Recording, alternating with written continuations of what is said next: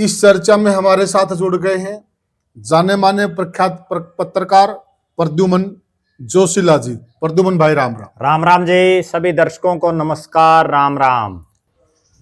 राजनीति की दुनिया की बात करो साथियों, बीजेपी पार्टी ने अपने तमाम जिला प्रधान धड़ाधड़ बना दिए और कहीं न कहीं यह बात उनके लिए पार्टी के हिसाब से तारीफ के योग्य भी है, क्योंकि एक तरफ कांग्रेस पार्टी इतने लंबे समय से अपना संगठन नहीं खड़ा कर पाई और बीजेपी ने यह काम केवल 1 और 2 दिन में ही निपटा दिया।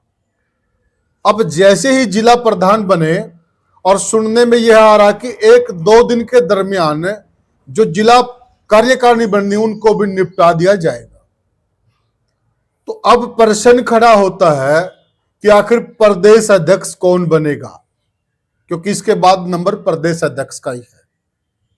किस चेहरे पर दांव खेला जाएगा या पुराने चेहरों पर ही भरोसा किया जाएगा? इस चर्चा में हमारे साथ जुड़ गए हैं जाने माने प्रख्यात पत्रकार प्रद्युमन जोशीला जी। प्रद्युमन भाई राम राम। राम राम जी। सभी दर्शकों को नमस्कार। राम राम।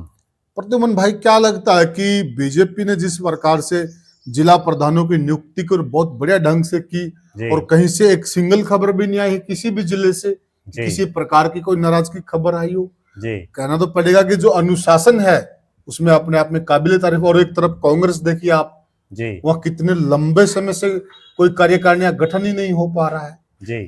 तो आप क्या देखते हैं कि जो प्रदेश अध्यक्ष है उसको लेकर आपको क्या लगता है? देखो, भारतीय जनता पार्टी की इस मामले में तो बड़ी दाद देनी पड़ेगी कि वो जो भी फैसला करती है वो तुरंत प्रभाव से कर देती है जी। और जिस बात की पिछले काफी समय से ये लग रहा था कि कभी भी ये जिला प्रधान बन सकते हैं, मात्र कुछ एक घंटे की प्रक्रिया में उन्होंने आवेदन भी ले लिए, उनकी छटनी भी कर दी, किसी ने वापस लेना वो भी ले लो, और सुबह 10 बजे जो है तमाम 27 के 27 जो उन्होंने जिले बनाए हैं अपने संगठन के हिसाब से जी। और उन 27 जिलों के उन्होंने जिला प्रधान घोषित कर दिए और 27 के 27 जिलों में एक जगह भी कहीं कोई व्यापक स्तर पर विरोध की कहीं कोई खबर नहीं आई। हाँ, ये जरूर है कि इक्का दुक्का जगहों पर जो कुछ है कार्यकर्ता हैं उनमें मायूसी जरूर हुई है, जिस तरह की सूचनाएं मिल रही हैं। वो होता भी नेचुरल है, लोग क्योंकि कई बार उम्मीदें इसलिए हो जाती हैं कि जैसे कांग्रेस ने आवेदन मांगे उसी तरह से बीजेपी ने भी लोगों के आवेदन मांग लिए। बिल्कुल। और एक एक जिले में 50-60 लोगों ने आवेदन कर दिए। तो जब 60 लोग आवेदन करते हैं तो उनकी अपेक्षाएं होती हैं कि कहीं ना कहीं हमें ये पद मिल जाए जी। और मेरा ये मानना है, हमने एक वीडियो में पहले भी इस चीज पर चर्चा की थी कि ये आवेदन केवल फॉर्मेलिटी हैं। जिनको बनाना था वो तो 1 महीने पहले ही फाइनल हो चुके थे और वो जो 1 महीने पहले जिनके नाम फाइनल हुए थे उन्हीं को ये बनाया गया। और प्रद्युमन भाई, हम उस दिन शायद जिला कार्यालय गए भी थे बीजेपी जी, और वहां पर काफी सारे लोग मिले भी थे जी। तो हमने वहां एक मजाक भी किया था, मजाक में तंज भी कसा था और शायद कुछ लोग ये मान रहे ऐसे ही मजाक कर रहे हैं, भाई क्यों फार्म उठा के घूम रहे हो, जिला प्रधान तो बन चुका। हमने तो उनको वहीं बता दिया था पहले। और जो जिला प्रधान बनी हुई है ना अभी जी, आशा खेदड़ जी, उसको तो 1 महीने पहले मैंने बता दिया था, हम आपको बनाने लग रहे हैं। अशोक सैनी को बता दिया था 1 महीने पहले जी। और जो वो कागज था घूम रहे थे उनमें से भी बता दिया था ज्यादातर को, भाई क्यों बिना कैंपेन की शाही खराब करो, ये जिसको बनना हो बना रखे हैं वो, ठीक है ना। ये केवल फॉर्मेलिटी और अकेले इशार की नहीं, बहुत जगहों पर बता दिया था कि केवल जो है ये फॉर्मेलिटी है। ये केवल इसलिए है कि भाई कोई कार्यकर्ता ये ना सोचे भाई हमसे पूछा नहीं गया। लेकिन इन चीजों राय सुमारी बस कोई नहीं पूछता। आप एक बात बताओ, अब ऐसा कौन सा मंत्र भारतीय जनता पार्टी ले रही है कि मान लो एक जिले में 50 आवेदन आ गए, उन 50 में से आप देर शाम तक तो जो है वो प्रक्रिया ही चल रही है। बिल्कुल। और अगले दिन सुबह 10 बजे एक साथ आप 27 के 27 को, और वो जिला वाइज नहीं डिक्लेयर करते, बिल्कुल ऊपर से प्रदेश अध्यक्ष ने चिट्ठी जारी कर दी। तो इसका मतलब जो आवेदन लिए उनकी कोई वैल्यू नहीं। प्रद्युमन भाई, एक चीज और देखिए ना आप, इन्होंने फार्म ले लिए जी और शाम को इन्होंने लोगों को फोन करने शुरू कर दिए जी कि आप अपना विड्रॉ कर लो जी। इन्होंने मैक्सिमम लोगों के विड्रॉल करवा दिए शाम को ही।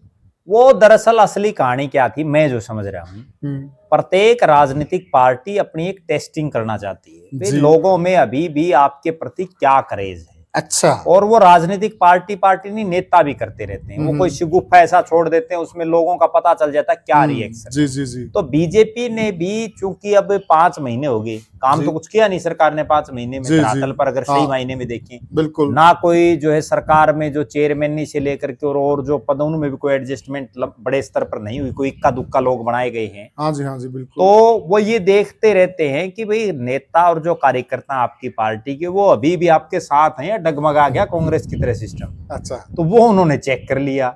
उस चेकिंग में ये भाई अब तक तो पूरा उत्साह है बीजेपी वालों के प्रति। इसीलिए तो 50-50 लोग ऐसे लोग आवेदन कर रहे हैं जिनको बीजेपी के संगठन का, बीजेपी की नीतियों का, बीजेपी के संविधान का, बीजेपी के सिद्धांतों का कह गए का भी नहीं पता है। ठीक बात है। उनको ये पता ही नहीं है। अगर उनसे ये पूछ लेना, आपको एक बहुत गजब बात बताओ, और मैंने पूछे भी जब हम वहां थे, वे बीजेपी का वेंकैया नायडू से पहले अध्यक्ष कौन था भाई? ठीक है। रामविलास शर्मा से पहले वाला अध्यक्ष कौन था? बिल्कुल ठीक है, बिल्कुल। लोगों को पता ही नहीं। मैंने जैसे उनको काम आत्म प्रकाश मनचंदा का नाम सुना है? ठीक बात है। ना जी, हम तो जानते ही नहीं। वो लोग भी बीजेपी के अध्यक्ष के लिए फॉर्म भर रहे हैं। ठीक है, रमेश जोशी जिसका इतना बड़ा नाम था, ठीक है, लोग जानते ही नहीं। ठीक बात। तो उनको कोई पार्टी, जिन्होंने उस दौर में पार्टी को खड़ा किया, बिल्कुल अपने खून पसीने से सींचा, बहुत लोग पार्टी के लोग नहीं जानते। बहुत लोग हैं ऐसे। अब वो तो जानते हैं केवल जो कल परसों आगे ना, उन्हीं को बड़ा नेता मान रहे हैं। बिल्कुल। लेकिन उनको ये पता नहीं कि भाई आज की जो है भारतीय जनता पार्टी है, इसमें भी जो चाहे मनोहर लाल खट्टर और चाहे नायब सैनी और चाहे प्रधानमंत्री हो, उन्होंने भी पार्टी के लिए बहुत लंबा संघर्ष किया है। तब तो जाकर के बात बनी है। जय वो पहले दिन जिला प्रधानी का फार्म भरते हैं तो फिर कौन बनावे? ठीक बात है। ठीक है। अब उनमें से कईयों के मुंह भी लटके हुए थे, और कई तो ऐसे भी नजर आए वहां जो बस उस फार्म भरने में अपना आपको ये सोच रहे थे भाई हमने पता नहीं कितना बड़ा किला जीत लिया। अच्छा, कई ऐसे भी मिले, वो हिंदी में फार्म था, जिनको फार्म में नहीं भरना हो बेचारे ने, बताओ वो क्या करेंगे जिला प्रधान बन के? ठीक, वो फार्म भरवाने के लिए लोगों ढूंढ रहे भाई को हमारा फार्म भर दो। ठीक है, बिल्कुल। उनको ये पता ही नहीं भाई फार्म क्या है। वो, और हम भी वो प्रक्रिया देखने के लिए गए थे कि आखिर हम भी नजदीक से समझे कि क्या मतलब क्या कर रही है बीजेपी। और कई लोगों में तो फार्म हमने ब्रेक दो के तो प्रद्युमन भाई, तो वो ये सतर दिखाता है कि बीजेपी में कितनी बौद्धिक अक्षमता के लोग भी हैं। बिल्कुल। ठीक है। अब तो यहाँ वो हालात हो गई है कि इस चीज से परेशान भी थे जो पुराने नेता थे। उन्होंने कईयों ने कहा, और उनकी बड़ी पीड़ा थी कि भाई ये जो नए लोग आगे, जिनको ये पता ही नहीं कि पार्टी की रीति नीति क्या है, ये तो केवल ये सोच रहे आवेदन मांग लिया और भाई फार्म भर दिया, हम पता नहीं क्या बन गए। अच्छा, उनमें से कईयों की थिंकिंग एक और चीज की थी, भाई ये फार्म भर दो, उसके बाद जब जिला कार्यकारिणी बनेगी ना, तो उसमें हम यूं कहने जोगे हो जाएगी भाई हमने भी जिला प्रधान के लिए भरा था, हमने कोई कार्यकारिणी मेंबर बना लिया, यहीं तक सीमित है, आप उसको छोटा मोटा पद दे दो। ठीक है, हम एक दौड़ में आ जाएंगे। बस वो था। और उनको एक चीज और मैं बताऊं, वो लोग भी प्रधानी का पद भर रहे थे, फार्म भर रहे थे, जिनको मंडल है जिला प्रधान के बाद। उन मंडलों का ये नहीं पता कि कितने मंडल है आपके जिले में। ठीक है ना, उन मंडलों का प्रधान कौन है, तो बताओ वो क्या जिला चलाएंगे। ठीक, लेकिन बस ठीक है कि वो बात है कि राज है। और ये पार्टी भी तो बावली नहीं है। मैं एक चीज और बताता हूँ, आपने यही प्रक्रिया कांग्रेस वाले अपना लो, वो मांग लो आवेदन, तब तो आगे थे 80-80 टिकट मांगने के लिए, कोई कौन पर है। वैसे देखना तो चाहिए, देखना चाहिए कांग्रेस ने कम से कम, बनाओ ना बनाओ, लेकिन उनको ये शुरू कर देना चाहिए जिसने जिला प्रधान बनना वो आवेदन करें। हम भी हरि प्रसाद जी से कह रहे हैं कि एक बार वो टेस्टिंग करके देख लें, आप पता चल जाए उनको। जेजेपी रिनेलो वालों को भी करनी चाहिए, उनको भी करके देख। ठीक है, राजनीतिक पार्टी बनाई है तो ठीक है, उतार चढ़ाव पार्टियों में आते रहते हैं, वही बीजेपी है। बल्कि मैं तो एक और बताऊं, सरगर्मी रहती है प्रद्युमन भाई, चर्चा रहती है इस बीजेपी की। मैं बताऊं आपने, यहाँ मुझे आज वो दौर आज भी याद है, 2005 से और 14 के बीच में जब बीजेपी कुछ नहीं थी ना, तो भी इस जिला प्रधान के पद के लिए यूं बखेड़ा रहा करता। 10-10 आदमी तब भी मांगा करते। मतलब प्रधानी तो देखो, प्रधानी है भाई, जिले में एक है अगला। ठीक है प्रद्युमन भाई, एक रोचक चीज नहीं देखी हमने। जैसे हम पहले बच्चे थे, हम भी एग्जाम देने के लिए सेंटर पे जाते थे, जी और जाते ही पहले हम दीवार पे ऊपर चले गए तो रोल नंबर लिस्ट है, बिल्कुल हम वहां पर रोल नंबर ढूंढते थे। जी हमने देखा वहां बीजेपी कार्यालय में ऐसे ही लिस्ट लगी हुई थी, लोग ऐसे रोल नंबर सा ढूंढ रहे थे वहां पर। बिल्कुल ढूंढ रहे थे, सारे बड़े बड़े नेता ढूंढ रहे थे भाई कि मेरा नाम, अच्छा कईयों मिले भी नहीं, कई वहां ऐसे भी मिले भाई उनने अपने घर वालों के बरा के तो घर क्या पाया गया उनका कौन पाया, ठीक है, वो फिर बेचारे वंचित भी रह गए। क्या कुछ एक ऐसे कमाल की आदमी पार्टी है प्रद्युमन भाई। बस कमाल तो अब ये है, मैं जो समझ रहा हूँ राज है, राज है तो वो बात है, चौधर है, चौधर अपने हिसाब से चलाएंगे चलाएंगे। अब राज में वो चाहे कुछ भी जो चाहेंगे ना वो करेंगे, और लोग उसके पीछे पीछे वो भेड़ चाल बन जाती है। तो प्रद्युमन भाई ये जिला कार्यकारिणी है, तो मतलब अब एक जिला बड़ी अध्यक्ष- गजब बात बताता हूँ आपने, जो प्रधान बनी है ना उसने तो पहला फार्म में उसका था, जो वहां फार्म भरे गए, अच्छा फर्स्ट फार्म आशा खेदड़ का था। अच्छा। और आशा खेदड़ जो टाइमिंग थी ना भाई 10 से 2 बजे तक थी, क्योंकि वो आशा खेदड़ खुद फतेहाबाद की भी चुनाव प्रभारी थी, तो उसको फतेहाबाद जाना था। सबसे पहला फार्म में उसने भरा है और उसका निश्चित था बनना, बाकी तो ये बात वैसे ठीक है भाई बाद में तो फॉर्मेलिटी थी, वैसे हूँ तेल बढ़वा दिया बेचारा का, ठीक बात, ठीक है, कहीं या ना कहीं भी बिना काम का 2000 का खर्चा लग गया, अब पार्टी में रहोगे तो लगेगा, टेस्टिंग तो करते रहते। बिल्कुल। तो प्रद्युमन भाई इन्होंने जिला प्रधान को बना दी जी, अब प्रदेश अध्यक्ष के लिए आपको क्या लग रहा है?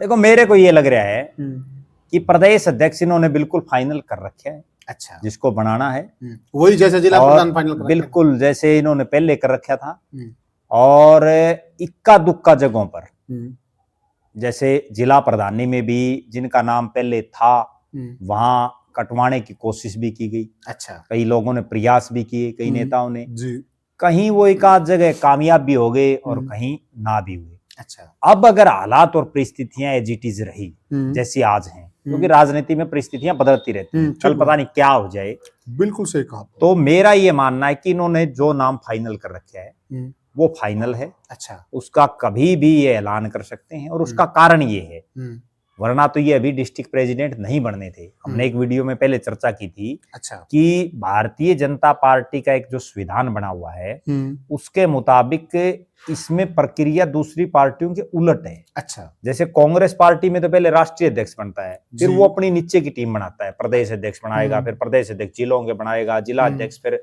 हल्का ब्लॉक प्रधान बनाएगा। इसमें उल्टा है मामला, अच्छा, इसमें पहले बूथ अध्यक्ष बनते हैं, अच्छा, बूथ अध्यक्ष के बाद फिर इसमें मंडल प्रधान बनता है जी, फिर मंडल प्रधान के बाद इसमें फिर जिला प्रधान बनेगा, फिर प्रदेश अध्यक्ष बनेगा, फिर राष्ट्रीय अध्यक्ष बनेगा। अच्छा, और उसमें क्राइटेरिया ये रख रखा है कि राष्ट्रीय अध्यक्ष के लिए आधे से ज्यादा राज्यों में प्रदेश अध्यक्ष बनने चाहिए, अच्छा, प्रदेश अध्यक्ष के लिए आधे से ज्यादा जिलों में जिला प्रधान बनने चाहिए, और इसी तरह से जिला प्रधान बनने के लिए आधे से ज्यादा मंडलों में मंडल प्रधान बनने चाहिए। अच्छा, बल्कि मैं आपको बताऊं फतेहाबाद में तो ये था कि जिस दिन ये जिला प्रधानी के लिए प्रक्रिया शुरू हुई ना उसी दिन सुबह सुबह 3 मंडलों के मंडल प्रधान नियुक्त किए गए, अच्छा, क्योंकि वहां कोई क्राइटेरिया बच रहा था इनका, जी, जी, जी, तो वहां तीनों के तुरंत प्रभाव से बनाए गए।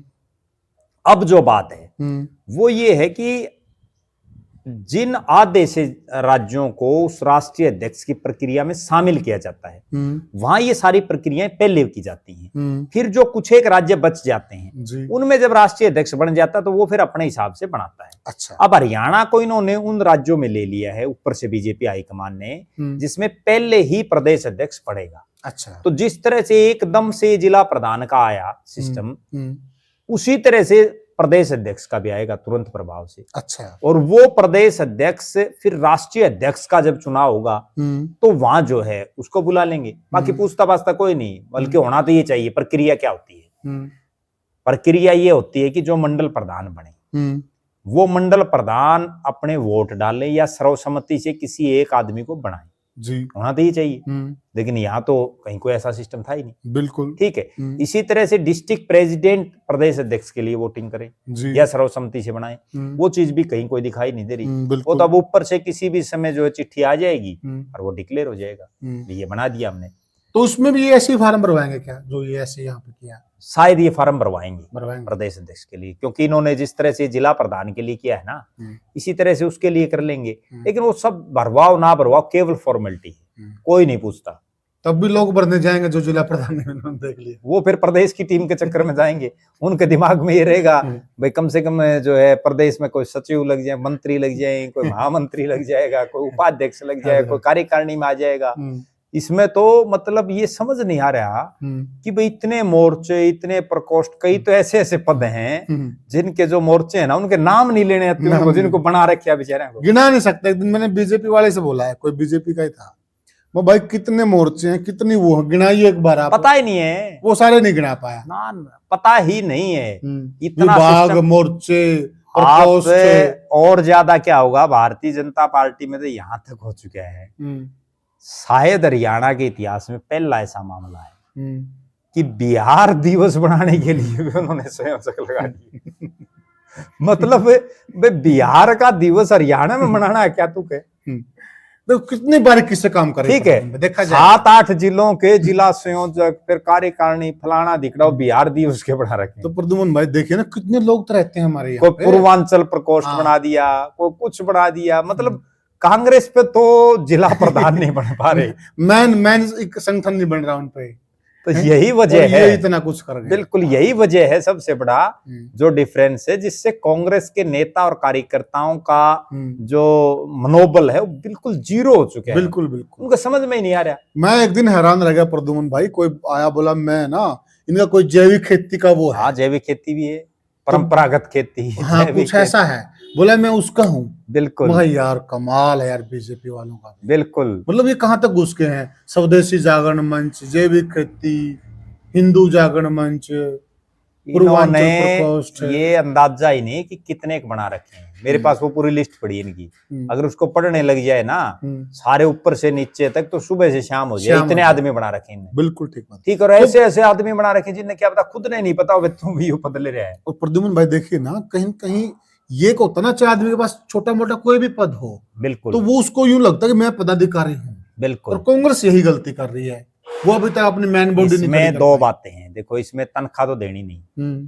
ठीक है, जिसके पद मिल गया वो उसका प्रचार करता घूमेगा, 50 आदमियों को ये बताएगा मैं फलाना बीजेपी के फलाने प्रकोष्ठकार फलाना उसका मैं मेंबर हूँ। बिल्कुल ठीक है। और कांग्रेस वाले बताने पे क्या है, उन को पूछा भाई क्या पद है, बोले जी कोई पद ही नहीं है। वहां तो भूपेंद्र सिंह हुड्डा भी एक सामान्य है संगठन के हिसाब से, और आम आदमी भी सामान्य है। ये बाकियों को तो कहाँ पद देंगे भाई साहब, अब भूपेंद्र सिंह हुड्डा को नहीं दे, उनको तरसा रखा है। तो विधानसभा कार्यवाही चल रही है। बिल्कुल बिल्कुल। प्रद्युमन भाई चेहरों पे आ जाते हैं जी, आपको क्या लगता है कि कौन कौन चेहरे दौड़ में? देखो ऐसा है, दौड़ में तो है कई आदमी, अच्छा, और जो मजबूत भी हैं। अच्छा। सबके अलग अलग प्लस माइनस पॉइंट हैं। अगर सिलसिलेवार तरीके से हम बात करें तो प्रदेश अध्यक्ष जातीय समीकरणों को, भौगोलिक समीकरणों को, पार्टी को कौन मजबूती दिला सकता है, पार्टी के लिए किसने क्या सेक्रीफाइस किया है, इन तमाम चीजों को पार्टी ध्यान में रखती है। अच्छा, अगर सही देखें हम तो मेरा ये मानना है कि जिन लोगों को पिछले विधानसभा या लोकसभा चुनाव में टिकट नहीं मिली या जो लोग चुनाव हार गए, अच्छा, वो इसकी लाइन में ज्यादा है, वो कहीं ना कहीं इस प्रयास में भी हैं कि भाई ये प्रदेश अध्यक्ष का पद पार्टी में सबसे बड़ा है जी, ठीक है, संगठन के हिसाब से बिल्कुल, वो अगर मिल जाए तो हमारी टिकट जो कटी या हमने चुनाव नहीं लड़ा या हम हार गए तो उन सब चीजों की पूर्ति हो जाती है। उसके लिहाज से अगर देखें तो कैप्टन अभिमन्यु हैं, वो भी प्रयास में हैं, जयप्रकाश दलाल हैं, उनका भी नाम चल रहा है, सुभाष बराला जो राज्यसभा के सांसद हैं फिलहाल, उनका भी नाम बड़ी तेजी से पिछले कुछ दिनों से चल रहा है, सुनीता दुग्गल का नाम चल रहा है, अच्छा, सुरेंद्र पुनिया जो प्रदेश के महामंत्री हैं उनका नाम चल रहा है, डॉक्टर अर्चना गुप्ता अगर अग्रवाल समाज से किसी को बनाते हैं तो उनका नाम भी इस लिस्ट में है, महामंत्री हैं, और पहले जिला प्रधान थी वो पानीपत की, डॉक्टर कमल गुप्ता का नाम चल रहा है, दीपक मंगला, अजय गोड, इस तरह से मतलब बहुत नाम ऐसे हैं जो कहीं ना कहीं कोई प्रत्यक्ष रूप से कोई अप्रत्यक्ष रूप से जो है भारतीय जनता पार्टी के गलियारों में इनके नाम चल रहे हैं। अच्छा, और अलग अलग नेता अपने हिसाब से अपनी गोटियां सेट करने में लगे हुए हैं। तो कैप्टन अभिमन्यु आप कितना चांस मानते हैं? देखो मेरा ये मानना है कि बीजेपी की पहली एक ही चीज है जी, वो मोहनलाल बड़ौली को हटाएगी या नहीं हटाएगी। ठीक है। क्योंकि मोहनलाल बड़ौली को अब तक खुल करके बैटिंग करने का मौका नहीं मिल पाया है, जी। क्योंकि बहुत कम समय हुआ उनको हाँ, बिल्कुल, बने हुए। बिल्कुल। वो तो विधानसभा चुनाव से एन पहले उनको बनाया गया, और एन पहले बनाने के बाद विधानसभा का उन्होंने खुद ने चुनाव नहीं लड़ा, और विधानसभा का चुनाव ना लड़ने के बाद जो है पार्टी को उन्होंने सत्ता में लाने में बड़ा योगदान रहा। बिल्कुल। तब तक ये बिल्कुल फाइनल था कि मोहनलाल बड़ौली प्रदेश अध्यक्ष रहेंगे। लेकिन उसके बाद एक ऐसा प्रकरण हुआ जिसमें उनकी बड़ी फजीयत भी हुई, जी। और यहाँ तक कि उन्हीं की सरकार के बहुत सीनियर मंत्री अनिल विज ने बार बार उनका इस्तीफा मांगा। बिल्कुल। और यहाँ तक भी कहा कि ये महिलाओं की मीटिंग कैसे ले सकता है। ठीक बात है। तो इस तरह के उन पर आरोप, बड़े गंभीर आरोप लगे। और जब फिर उस पूरे मामले का पटाक्षेप हुआ, कहानी कुछ और निकली।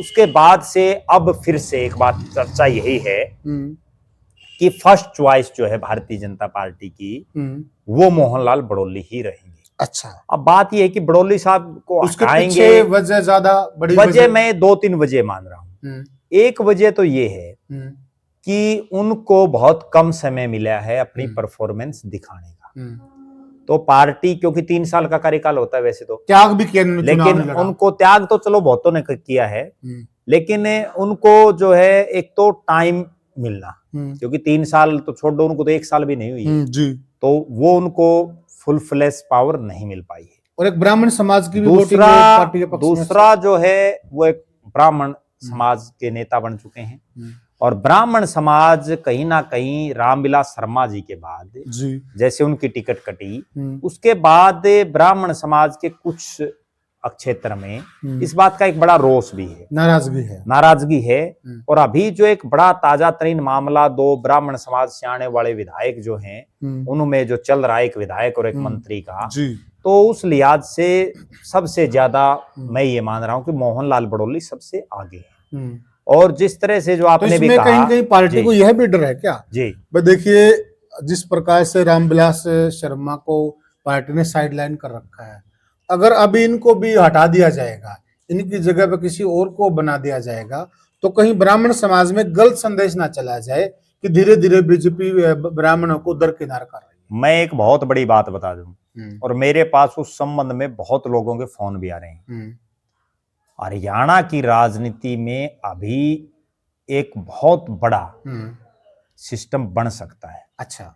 और वो सिस्टम ये है कि जाट और ब्राह्मण, ये दोनों समाज एकजुट होकर के अपनी राजनीति कर सकते हैं। अच्छा। क्योंकि फिलहाल की जो हालात है वो ये है कि जाट समाज के भी ज्यादातर लोग अपने आप को हाशिए पर मान रहे हैं, उपेक्षित महसूस कर रहे हैं। ब्राह्मण समाज के लोग भी बहुत बड़े स्तर पर अपने आप को उपेक्षित समझ रहे हैं कि उनका जितना हक बनता है वो चीज बीजेपी ने उनको नहीं दी, बल्कि उनके समाज से आने वाले बहुत से नेताओं को जो है पार्टी ने खुदे लाइन करने का काम किया जी जी। तो एक ऐसा सिस्टम बन सकता है, अगर बीजेपी ने यहाँ मोहनलाल बड़ौली की बजाय कहीं और कोई दाव खेलने का प्रयास किया तो हरियाणा में ब्राह्मण और जाट की एक जुगलबंदी बन सकती है। और ये ऐसा सिस्टम बैठ जाएगा जैसे उत्तर प्रदेश में एक बार सोशल इंजीनियरिंग की थी कुमारी मायावती ने जी। ब्राह्मण और जो चमार समाज है उसका उन्होंने एक ऐसा कॉम्बिनेशन बनाया था, और उसके बाद वो प्रचंड बहुमत से सरकार में आई थी जी। तो हरियाणा में भी जिस तरह से जाट समाज है, मुस्लिम हैं, सिख हैं, चमार समाज है, और इन सब के साथ मिलकर के अगर ये ब्राह्मण समाज और साथ में आ जाता है तो एक बहुत ही अलग किस्म की राजनीति हरियाणा में बन जाएगी। अच्छा। और एक ऐसी सोशल इंजीनियरिंग हरियाणा में हो सकती है, क्योंकि अगर इन सब का वोट बैंक अगर हम बढ़ाएं तो जीत से पार चला जाएगा। अच्छा। ये अगर सारा सिस्टम इकट्ठा हो जाता है तो ये आसानी से जीत मिल सकती है। अच्छा, उसमें भी एक चीज और है, हरियाणा की राजनीति में समय समय पर चाहे सरकारें किसी की भी रहे, भले ही मुख्यमंत्री ब्राह्मण एक ही बने हो, भगवत दयाल शर्मा, पंडित भगवत दयाल शर्मा जी, लेकिन उसके बाद लगभग सरकारों में ब्राह्मण समाज के नेता हमेशा पावरफुल रहे हैं। नायब सिंह सैनी की ये मैं पहली सरकार ऐसी देख रहा हूं जिसमें ब्राह्मण समाज के नेताओं को बहुत ज्यादा चौधर नहीं दे रखी। ठीक है, 2 मंत्री बना रखे हैं और प्रदेश अध्यक्ष मोहनलाल बड़ौली हैं, लेकिन सब कुछ संगठन में मोहनलाल बड़ौली तय कर दें, ऐसा भी नहीं पॉसिबल। इतना भी पावर उनको पूरी पावर नहीं दे दे रही, खुल करके बैटिंग करने का उनको मौका नहीं दे रही है पार्टी। जी जी जी, और वो उनको देना चाहिए। तो इस बात की जी। कितनी गुंजाइश है कि मोहनलाल बड़ौली को हटाया जाएगा? देखो, मेरे ऐसा लग रहा है कि आज जो हालात, इस हालात में मोहनलाल बड़ौली को दोबारा रिपीट करेगी पार्टी, अगर कहीं कोई और ये विवादों में ना उलझे तो। क्योंकि कई बार क्या होता है कि जब एक मामले में कोई आदमी पर आरोप लग गए, वो तब भी तो यही बात थी कि उनको प्रदेश अध्यक्ष डिक्लेयर करना था, उसी से वो एपिसोड हो गया।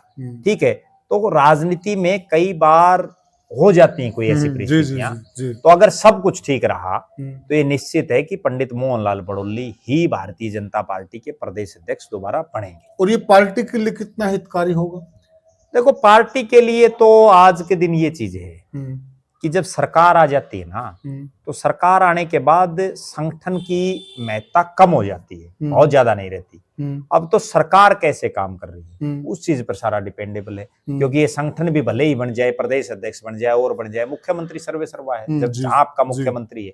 हाँ, संगठन जब आप विपक्ष में होते हैं ना, तो आपको बड़ा पावरफुल प्रदेश अध्यक्ष चाहिए। अब तो क्या है कि मान लो बड़ौली बड़ा चेहरा तो नायब ही है। बिल्कुल, अब तो क्या है कि बड़ौली साहब चाहे घूमे जाओ, लोग तो कामों के लिए बात करेंगे, ठीक है ना। और वो काम सरकार है, विपक्ष को मजबूत आदमी चाहिए। तो इस बात की भी कोई गुंजाइश बनती की होगी, जैसे जाट समाज में बीजेपी से एक नाराज नजर आता है कि किसी जाट चेहरे को बनाया जा सकता है, वह सोशल इंजीनियरिंग बीजेपी की तरफ से हो सकती है। देखो, बनाना तो चाहिए, लेकिन अभी आज के दिन मुझे ऐसा लग रहा है कि ऐसी परिस्थितियां दिख नहीं रही कि भारतीय जनता पार्टी दांव खेलेगी। हालांकि जब अगर मोहनलाल बड़ौली को बदला जाता है तो दांव खेल सकती है, कोई दो राय नहीं है। फिर तो क्योंकि पार्टी के पास जो है ना, एक बीजेपी की एक ये बड़ी सोच रही है कि जो समाज उसके साथ सही ढंग से नहीं लग पा रहा है, उसको अपने साथ जोड़ने के लिए वो उसको प्रतिनिधित्व ज्यादा देती है। तो कहीं ना कहीं उसमें कोई सिस्टम बन सकता है और कामयाब भी होती है, बहुत जगह हुई है। और ये खूबसूरती भी इस पार्टी की, देखो, होना भी चाहिए। जिन जो सत्ता में या चौधर में वंचित हैं कहीं ना कहीं, तो उनको हक देना चाहिए उनका, कोई भी हो, चाहे वो कोई भी कास्ट हो। बिल्कुल जी।